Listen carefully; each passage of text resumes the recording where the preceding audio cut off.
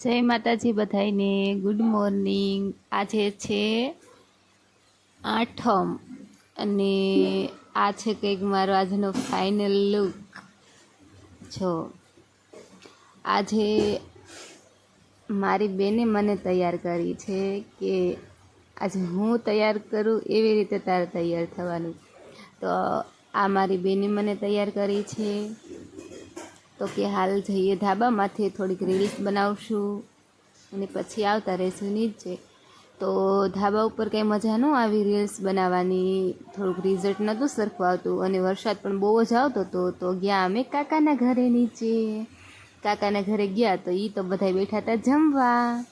જો આમાં સરસ મજાની પૂરી છે અને આની અંદર છે, ખોલે પછી ખબર પડે કે શું છે। તો એમની અંદર જો સરસ મજાના રોટલા છે, આ કાકાનો છોકરો છે અને આ મારા કાકુ જો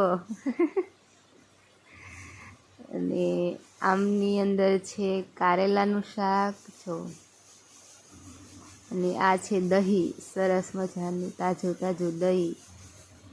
આમની અંદર છે સરસ મજાના તળેલા મરચાં અને આમની અંદર છે શક્કરપારા અને હજુ આમની અંદર પણ છે, કાકી એમ કહેતા હતા તો એમની અંદર છે ભીંડાનું શાક।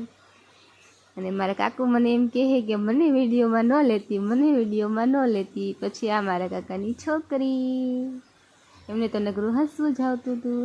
પછી ત્યાં થોડીક રીલ્સ શૂટ કરી કાકાની છોકરી હારે અને પછી ત્યાંથી અમે આવતા રહ્યા અમારા ઘરે। તો અમારા ઘરે આવતા હતા તો પણ ખૂબ જ વરસાદ આવતો હતો, સરખું ચલાતુંય નહોતું। તો એમાં મેં તો સાડી પહેરી હતી એટલે હાલવાની કંઈ મજા આવતી નથી, એટલે ધીરા ધીરા ધીરા ધીરા હાલ્યા આવતા હતા। અને હવે પૂગી ગયા અમારા ડેલે। જો સરસ મજાનો આ મારા પપ્પાએ એમની જાતે બનાવ્યો છે, કારણ કે એ વેલ્ડિંગનું કામ કરે છે તો એમને બનાવતા આવડે। તો આ ડેલો છે એમને ખુદે જાતે બનાવ્યો છે અને કેવો છે એ તમે નીચે કોમેન્ટ કરીને કહેજો। બેનને કીધું કે મને ફોટો પાડી દે, ત્યાં તો પપ્પા આવી ગયા। પછી આવીને સરસ મજાનું ગુલાબ તોડ્યું હતું, મેં નાખ્યું સરસ મજાનું ગુલાબ મારા માથામાં। હજુ તો નાખીને બેઠી હતી કાં તો મારા બેનની છોકરી આવીને લઈ ગઈ, મને રોવું આવી એવું થઈ ગયું મોઢું। પછી સરસ મજાનો વરસાદ આવતો હતો અને વરસાદમાં અહીંયા મારી બેન ને મારા કાકાનો છોકરો અને મારા બેનનો છોકરો બધા બેઠા બેઠા કરતા હતા મસ્તી કરતા બેઠા બેઠા સરસ મજાનો અહીં કણે વરસાદ આવતો હતો। વરસાદ તો 3-4 દીથી બંધ જ નહીં રહેતો અને અહીં કણે બધા બેઠા બેઠા અહીંયા કણે મસ્તી કરતા હતા। આજ તો નગરી મસ્તી જ કરે બધાય। ત્યાં આવ્યા ઘરે મહેમાન, આ મારા માસીની છોકરી, આ મારા માસીની છોકરીની છોકરી, પછી આ પાછી મારા માસીની છોકરી, એ બધા આવ્યા હતા મારા ભાભીની ખબર પૂછવા, કારણ કે મારા ભાભીને હાથમાં ફ્રેક્ચર થઈ ગયા છે એટલે એમની ખબર પૂછવા બધા આવ્યા હતા। શરૂ વરસાદમાં આવ્યા।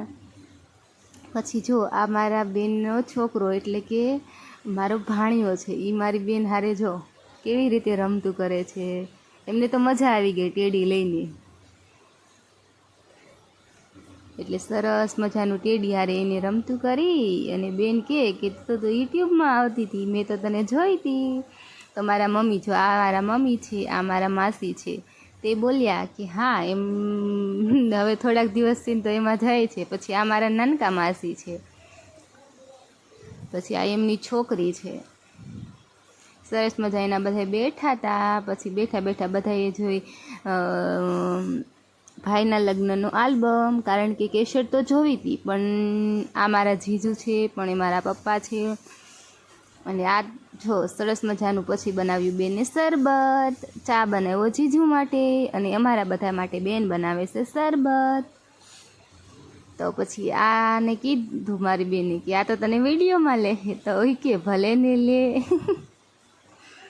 પછી એમણે સરસ મજાનું બનાવ્યું શરબત। પછી બેન જતી હતી શરબત દેવા, બટ માસીની છોકરી કે ના હું દઈ આવું, એટલે હું વિડીયોમાં આવી જાઉં ને એટલે જો એટલે બેનની છોકરી ગઈ છે શરબત દેવા બધાને। અને ત્યાર પછી બેનને પાડી દીધી મેં મહેંદી સરસ મજાની, જુઓ અને ત્યાર પછી બેને બનાવી સરસ મજાની સાંજ થઈ ગઈ એટલે સરસ મજાની ભેળ, ચટણી બટણી લીંબુ બીંબુ નાખીને ડુંગળી ને ટમેટા ને બધું નાખીને આ સરસ મજાનો વરસાદ આવતો હતો અને વરસાદી વાતાવરણમાં સરસ મજાની બેન બનાવી રહી હતી ભેળ. જો કાકાની છોકરી પણ બાજુમાં બેસી ગઈ હતી. આ સરસ મજાની ભેળ બનાવે છે. જો કારણ કે અમે બધા ખાવાવાળા છીએ જાજા એટલે કાથરોટમાં નાખીને બનાવીએ છીએ સરસ મજાની ભેળ. ભેળ બની ગઈ છે. હવે બધાયને હોઈના વાટકામાં આપી દેવાની ભેળ એટલે બધાય મને ખાવા. અને હવે થઈ ગઈ છે સાંજ. તો હવે તમને બધાયને જય માતાજી, જય દ્વારકાધીશ અને હર હર મહાદેવ.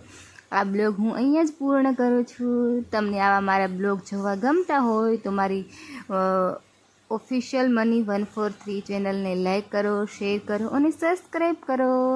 કાલે મળશું બીજા એક નવા બ્લોગમાં. જય માતાજી.